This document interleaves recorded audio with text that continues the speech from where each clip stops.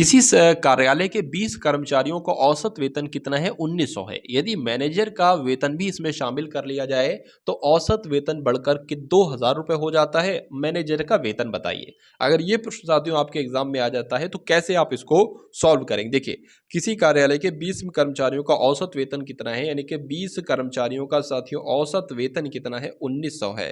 तो जाहिर सी बात है इन 20 कर्मचारियों का कुल मिला के वेतन कितना होगा? 19 दूना 38 हो जाएगा, यानी कि 38,000 जो है साथियों ये क्या हो जाएगा? 20 कर्मचारियों का कुल मिला के वेतन हो जाएगा। उसके बाद कहा गया है कि यदि इसमें मैनेजर का वेतन भी शामिल कर लिया जाए, यानी कि अभी तक तो 20 लोग थे, अब कितने लोग हो गए? अब 21 लोग हो गए हैं। और जब 21 लोग हो गए हैं यानी कि उसका भी अगर मैनेजर का भी इसमें वेतन शामिल कर लिया जाता है तो औसत कितना हो जाता है? औसत बढ़कर 2000 हो जाता है। यानी कि पहले औसत 1900 था, अब कितना हो गया साथियों? 2000 हो गया।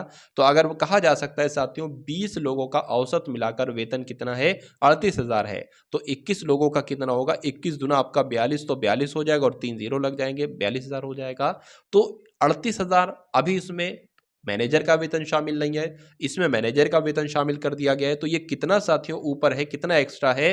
38, यानी कि 4000 ये साथियों ऊपर है। तो कहा जा सकता है 4000 साथियों क्या होगा? यही मैनेजर का वेतन होगा। आंसर आपका जाएगा ऑप्शन नंबर डी, यानी कि 4000 के साथ। चलिए, अब उसके बाद देखिए अगले नंबर का प्रश्न आपकी स्क्रीन पर है। आपसे पूछा जा रहा है कि दो संख्याओं का अनुपात कितना है? 4:3 है, 3:4 है और उनका महत्तम समापवर्तक 15 है। तो संख्याओं का योग क्या होगा? ये आपसे पूछे संख्याएं क्या क्या होंगी? दो सवाल बन सकते हैं। संख्याएं क्या होंगी? संख्याएं बताइए, या छोटी संख्या क्या होगी, या बड़ी संख्या क्या होगी, या संख्याओं का योग क्या होगा, या संख्याओं का डिफरेंस क्या होगा?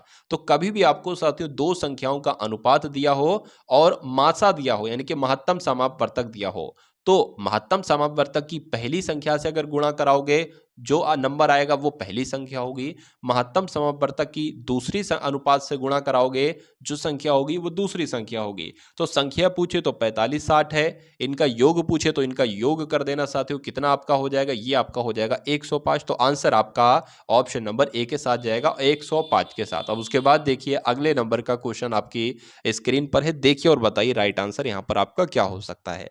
चलिए, यहां पर अगर बात करें a प्लस बी प्लस सी का औसत साथियों कितना है? ठीक है, 20 है। तो a प्लस बी प्लस सी का योग कितना हो जाएगा साथियों? सॉरी, 20 औसत 20 है तो योग कितना हो जाएगा? योग आपका 60 हो जाएगा, जाहिर सी बात है। उसके बाद b plus c plus d का औसत कितना है? 25 है तो योग कितना हो जाएगा साथियों? जाहिर सी बात है 75 हो जाएगा। तो यहाँ पर मैंने क्या लिख लिया? 75 यहाँ पर मैंने लिख लिया। अच्छा, यहाँ पर d का जो मान है साथियों, d का मान कितना है? d का मान 30 है। तो a का मान आपसे पूछा जा रहा है कितना होगा? a का मान पूछा जा रहा है कितना होगा? तो d का मान इसमें साथियों 30 है। अब जब इसमें हम अगर अगर मान लीजिए हम इसमें से क्या निकालते हैं? हम इसमें से साथियों d जो है ना, d 30 है। तो जब साथियों 75 में से d का मान यानी कि 30 माइनस कर देंगे तो वो कितना बचेगा? वो b प्लस सी का ही तो बचेगा। तो 75 में से 30 जरा माइनस कीजिए, क्या बचेगा? 5 बच जाएगा और ये साथियों यहाँ पर 4 बच जाएगा। यानी कि b प्लस सी कितना है? b प्लस सी आपका 45 है और a का मान आपसे पूछा जा रहा है। तो यहाँ पर अगर b प्लस सी का मान घटा दिया जाए तो हमें सिर्फ a का मान तो पता चल जाएगा। यानी कि 60 में से अगर 45 घटा दिया जाए तो a का मान हमें पता चल जाएगा, और 60 में से 45 घटाएंगे तो साथियों 15 बचेगा। a का मान 15 होगा और यही आपसे पूछा जा रहा था कि a का मान क्या होगा? आंसर आपका जाएगा डी के साथ। चलिए, उसके बाद देखिए नेक्स्ट नंबर का क्वेश्चन आपकी स्क्रीन पर है। यहां पर अगर बात करें a अनुपात b कितना है? 3:4 है। b अनुपात c कितना है? 5:7 है। और c अनुपात d कितना है? 8:9 है। तो a अनुपात d का अनुपात बताना है। देखिए दो सवाल यहां से बन सकते थे। एक तो आपसे पूछा जाता कि a अनुपात d का अनुपात बताइए। दूसरा सवाल आपसे ये पूछा जा सकता था क्या कि a अनुपात b अनुपात c का अनुपात बताइए। ठीक है, ये तीन अनुपात आपको दे दिए जाते, आपसे पूछा जाता कि ए अनुपात बी अनुपात सी का अनुपात बताइए। तो पहले हम ए अनुपात बी अनुपात सी का अनुपात निकाल लेते हैं। देखिए यहां पर अगर साथियों हम लोग बात करते हैं, देखिए भाई, ठीक है ना, तो सबसे पहले जब हम ए अनुपात बी अनुपात सी निकालेंगे कैसे, ये सबसे पहले आपको मालूम होना चाहिए। हम सबसे पहले निकलेंगे साथियों ए अनुपात बी का मान कितना है, 3:4 है। बी अनुपात सी का अनुपात कितना है साथियों, 5:7 है। तो हम इसको कैसे गुणा कराएंगे, 3 की गुणा कराएंगे 5 से, 5 की गुणा कराएंगे 4 से, 4 की गुणा कराएंगे 7 से। यानी कि जो गुणा कराने पर साथियों निकलेगा वही तो ए अनुपात बी अनुपात सी होगा।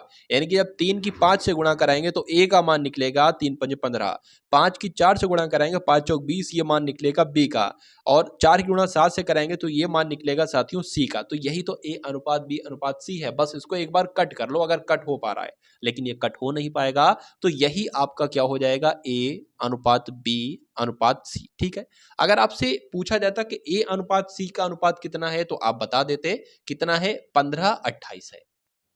लेकिन यहां पर डी ए अनुपात डी का अनुपात पूछा गया है। अब ए अनुपात डी, देखिए ए अनुपात डी का अनुपात निकालने से पहले हमें क्या मालूम करना होगा, ए अनुपात बी अनुपात सी अनुपात डी, चारों निकल जाएंगे तो हम ए का भी बता देंगे डी का भी बता देंगे, सिंपल। तो पहले सबसे चारों ही निकालना पड़ेंगे, हमारी मजबूरी है। तो ए अनुपात बी अनुपात सी का अनुपात निकालने के बाद हमें क्या करना होगा साथियों, हमें करना होगा सी अनुपात डी का अनुपात रखना होगा यहाँ पर। तो ये हो गया, ये हो गया। ठीक है, अब ए अनुपात बी अनुपात सी अनुपात डी का अनुपात निकालने के लिए हमें क्या करना होगा, 15 की गुणा 8 से, 20 की गुणा 8 से, 28 की गुणा 8 से, फिर 28 की गुणा 9 से, तो ऐसे निकल जाएगा। तो 15 की गुणा 8 से करते हैं साथियों, 15 अट्ठे कितना होता है, 120 होते हैं। 20 की गुणा 8 से करते हैं 160 हो जाएंगे। 28 की गुणा 8 से करेंगे तो अट्ठू अट्ठू आपके कितने हो जाएंगे, अट्ठू अट्ठू आपके साथियों 64 हो जाएंगे, और 8 दूना 16 और 6 आपका कितना हो जाएगा, 22 हो जाएगा। ठीक है, अब 28 की गुणा 9 से भी कराना है तो कितना हो जाएगा, अगर बात करें 9 अट्ठे 72 आपके हो जाएंगे। ठीक, एक सेकंड, 9 अट्ठे आपके कितने हो जाएंगे, मैं करा लेता हूँ सही तरीके से। यहाँ पर ये मैंने खींच दी लाइन, और ये 9 अट्ठे आपके 72 हो जाएंगे, बस 7 बच जाएगा। ठीक है, 9 दूना 18 हो जाएगा, 18 और 7 साथियों कितना होता है, 25 होता है। यानी कि ये आ जाएगा, ये ए अनुपात बी अनुपात सी अनुपात डी तो आया है, लेकिन हमें ए अनुपात डी हम निकाल लेते हैं। ए अनुपात डी, ए कितना है, 120 है, और साथियों डी कितना है, 252 है, 252। इसका बस क्या, इसको वो कर लो साथियों, कट कर लो, यहाँ पर 60 आ जाएगा, ये आपका कितना आ जाएगा, 2 एकम 2, ये आपका 26 आ जाएगा। फिर से कट करोगे 60 को 2 से तो 30 आ जाएगा, ये आपका कितना आ जाएगा साथियों, इतना आ जाएगा। 3 से कट कर लो, 3 एकम 3 आ जाएगा, 3 दूना इतना आ जाएगा, 10 21 आ जाएगा। 10 21 साथियों ऑप्शन में है तो बिल्कुल है, आंसर आपका जाएगा ऑप्शन नंबर डी के साथ। ठीक है ना, तो बहुत साथियों आसान तरीके से मैंने आपको समझाया, इसलिए समय ज्यादा लगा है, लेकिन मैं यहां पर अगर करता तो 40 सेकंड से ज्यादा का टाइम नहीं लगता, 40-45 सेकंड से ज्यादा का टाइम नहीं लगता। राहुल 12 किलोमीटर की चाल से 12 किलोमीटर घंटा की चाल से कार्यालय जाता है और 10 किलोमीटर की घंटा की चाल से वापस आ जाता है। यानी कि एक साथियों दूरी है, वो दूरी कितने भी किलोमीटर हो सकती है। अगर राहुल साथियों यहां से इधर को जाता है अपने कार्यालय तो 12 किलोमीटर प्रति घंटा की चाल से जाता है, यानी कि 1 घंटे में 12 किलोमीटर की दूरी तय करता है, ऐसे जाता है। और जब वापस आता है तो 10 किलोमीटर के प्रति घंटा की चाल से आता है। तो उसकी औसत चाल साथियों क्या होगी, ये आपसे पूछी जा रही है। देखिए औसत चाल का सूत्र होता है, जब भी आपसे औसत चाल पूछी जाए तो आपको ध्यान रखना है 2xy बटे x प्लस वाई। ये x क्या होगा साथियों, पहली चाल होगी, y क्या होगा, दूसरी चाल होगी। तो सिंपल सा साथियों आप लोग पुट कर देंगे 2, पहली चाल क्या है, यानी कि x का मान क्या है साथियों 12, और अगर बात करते हैं साथियों y क्या है, दूसरी चाल है तो 10 है, बटे में साथियों क्या हो जाएगा, 12 प्लस 10 हो जाएगा, 12 प्लस 10 हो जाएगा। अब अगर बात करें साथियों 12 दूना 24, 24 दाम कितने हो जाएंगे साथियों, 240 हो जाएंगे। नीचे आपका साथियों 120 आ जाएगा, 120 नहीं बल्कि 12 और 10 आपका 22 आ जाएगा। इसको अगर कट करेंगे साथियों 2 से कट करेंगे तो यहां पर ये आ जाएगा, यानी कि 120 बटे 11 यहां पर आया है। अब इसको कट करेंगे 11 एकम 11 हो जाएगा, ठीक है, एक चला जाएगा 10 हो जाएगा। तो यहां पर अगर बात करें साथियों पॉइंट लगा देंगे, अब 2 नंबर एक साथ काटेंगे तो यहां पर अब ऐसे करके लगेगा, ठीक है ना। तो कितना बचा साथियों, 10 था, ये यहां पर भी 0 लग जाएगा, तो 11 नीम कितने हो जाएंगे साथियों, 99 हो जाएंगे। यानी कि 10.9 किलोमीटर प्रति घंटा की चाल उसकी औसत चाल साथियों कहलाएगी।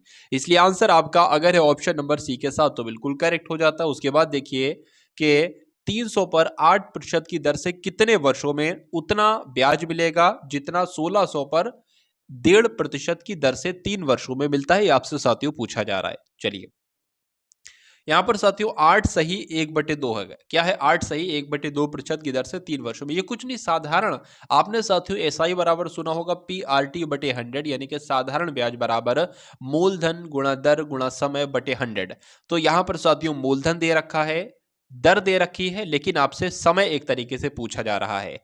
तो मूलधन कितना है 300 है, दर कितनी है साथियों 8% है, वर्ष यहां पर पूछ रहे हैं तो वर्ष के लिए हम y यहां पर लिख लेंगे, बटे में 100 लगता है, यानी कि ये कह रहा है उतना ब्याज मिलेगा जितना, इसलिए यानी कि बराबर कह सकते हैं 1600 पर 8.5% की अगर बात करें, 8 दूना 16, 16 और एक आपका कितना हो जाएगा 17, 17/2% यहां पर आ जाएगा। तो 17 बटे यहां पर क्या आ जाएगा साथियों 2 आ जाएगा। गुणा में क्या होगा, अगर बात करें 3 वर्ष की बात की गई तो 3 वर्ष लिख लेंगे, गुणा में साथियों यहां पर बटे में 100 लग जाएगा। ठीक है, तो इन दो जीरो से साथियों ये दो जीरो कट जाएंगे, इस दो से अगर बात करें ये यहां पर 8 आ जाएगा।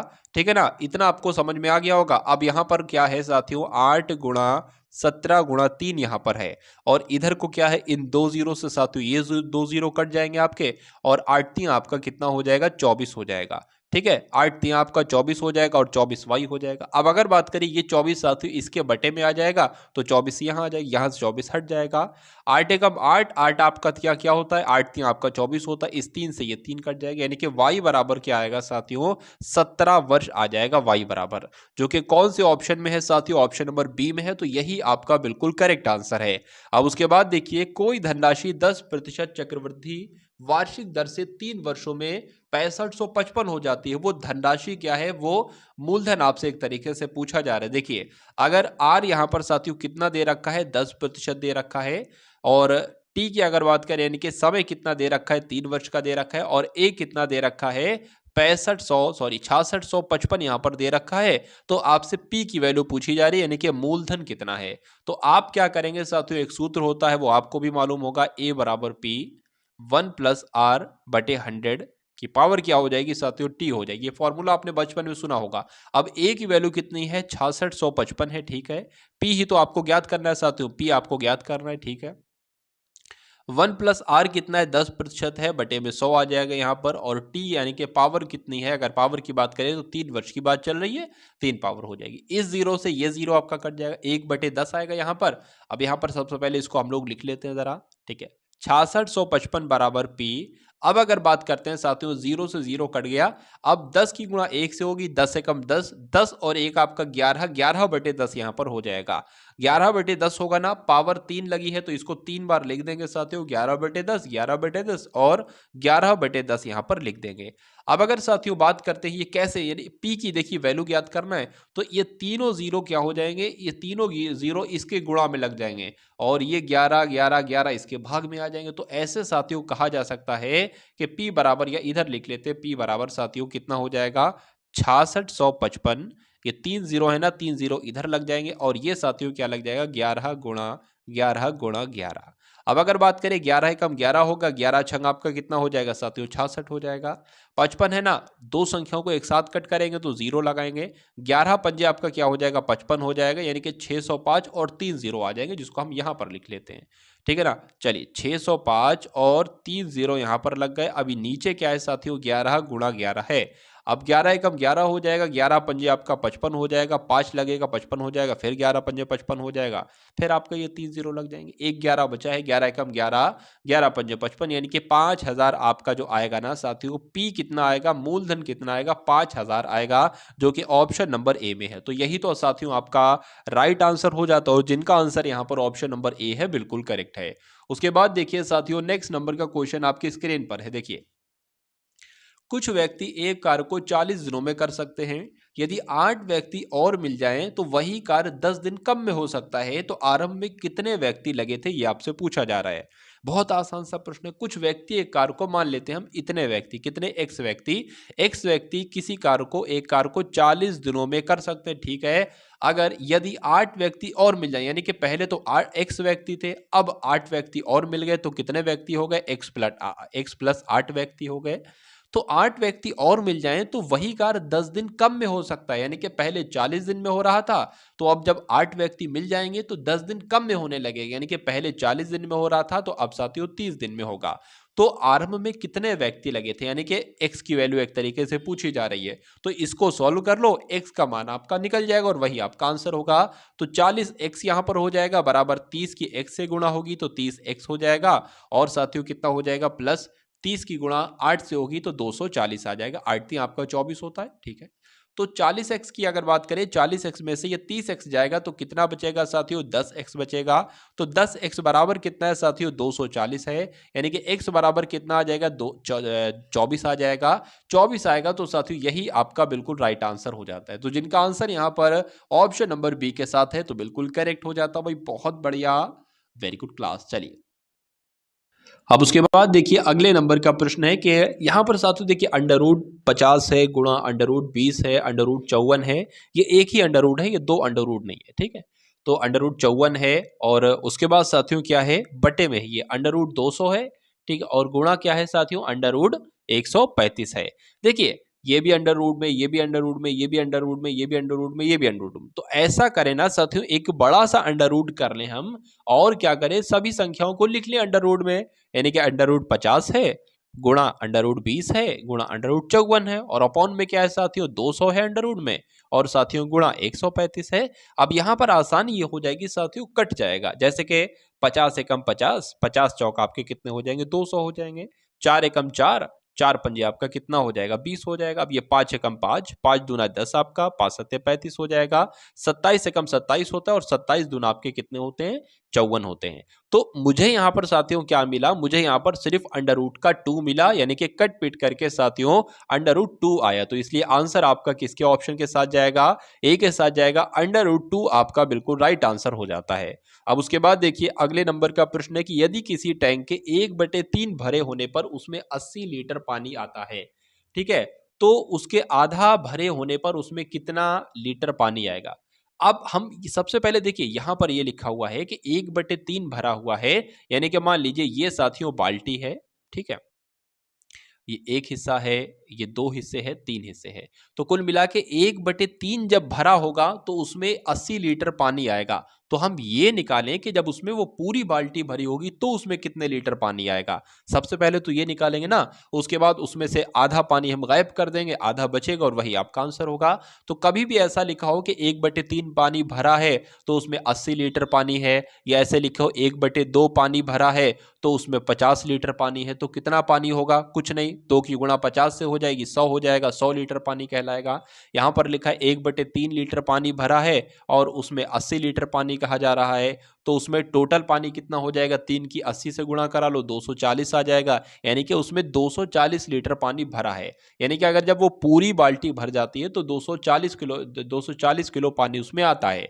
ये पूछ रहे हैं कि अगर आधा भरा है तो उसमें कितना पानी आएगा। अरे भाई आधा भरा है तो उसमें कितना पानी आएगा, 120 लीटर ही तो पानी आएगा। इसलिए आंसर आपका किस ऑप्शन के साथ जाएगा, 120 लीटर के साथ जाएगा। अब उसके बाद देखिए अगले नंबर का क्वेश्चन आपकी स्क्रीन पर है। आपसे यहां पर पूछा जा रहा है कि ए एक कार्य को 6 दिनों में करता है, बी उसी कार्य को 12 दिनों में करता है। यदि दोनों एक साथ काम करें तो कार्य खत्म करते हैं तो ए कार्य कितना कार्य पूरा करेगा। ये आपसे साथियों पूछा जा रहा है, बहुत अच्छे लेवल का साथियों ये क्वेश्चन आपकी स्क्रीन पर है। चलिए तो ध्यान से देखेंगे साथियों और बताने की कोशिश करेंगे राइट आंसर।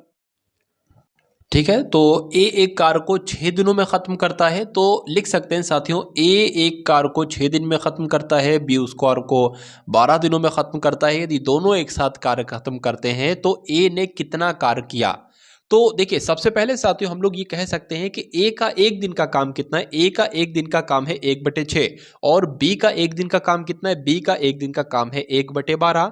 दोनों अगर मिलकर काम करते हैं तो उनका एक दिन का काम कितना निकलता है, ये दोनों को हमने साथियों जोड़ लिया। ये हमें जब इसको कैलकुलेट करेंगे ना तो क्या निकलेगा साथियों, दोनों का एक दिन का काम निकलेगा।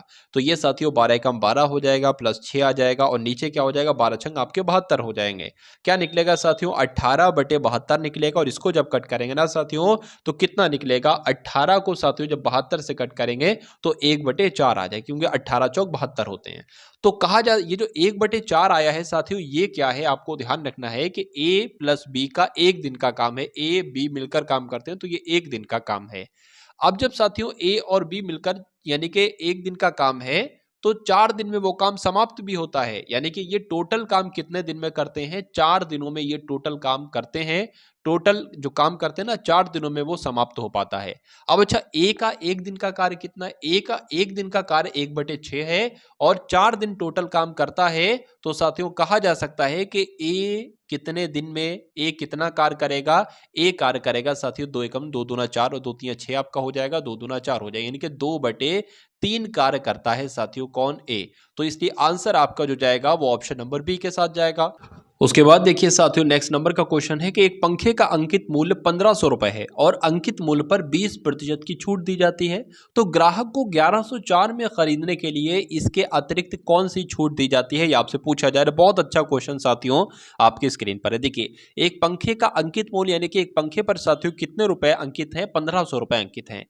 अंकित मूल्य पर यानी कि 1500 पर अगर 20% की छूट दी जाती है, तो 15% पर साथियों जब 20% की छूट दी जाती है तो ये हमें 80% में पड़ेगा, यानी कि जब इसको साथियों कैलकुलेट कराओगे ना साथियों तो इस जीरो से ये जीरो कट जाएगा, 15 8 120 हो जाएगा, यानी कि 1200 में पड़ता है। जब 20% की छूट दी जाती है तो ये 1200 में पड़ता है।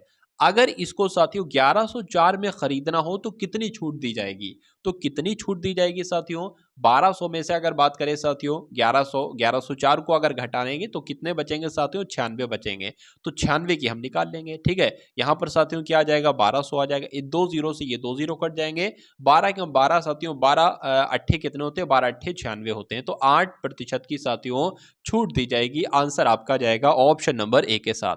उसके बाद देखिए अगले नंबर का क्वेश्चन है 4/5 है का 5/8 है गुणा 6 + 15 - 10 है। इसको सरल आपको करना है, इसको साथियों कैलकुलेट आपको करना है। मैं आपको कई बार बता चुका हूं जब भी का लिखा हो ना उसका मतलब होता है गुणा, यानी कि 4/15 गुणा 5/8 हो जाएगा प्लस 6 प्लस आपका इसको घटा लेते हैं साथियों 5 यहां पर बच जाएगा, ठीक है ना। अगर बात करें साथियों 5 से या 15 कट जाएगा 3 हो जाएगा, इस 4 से एक आपका कट जाएगा 2 हो जाएगा, यानी कि 1/6 आ जाएगा प्लस यहां पर कितने आ जाएंगे? यहां पर 11 आ जाएंगे, इसको 1 मान लेते हैं हम। तो इसको जब साथियों कैलकुलेट करेंगे ना तो 1 आ जाएगा, 11 छंग आपका 66 हो जाएगा और 6 आ जाएगा, यानी कि 67 साथियों 6 यहां पर आपके सामने बचे जाएगा, ठीक है ना। तो यहां पर आपका क्या आ रहा था? 67/6 आ रहा था।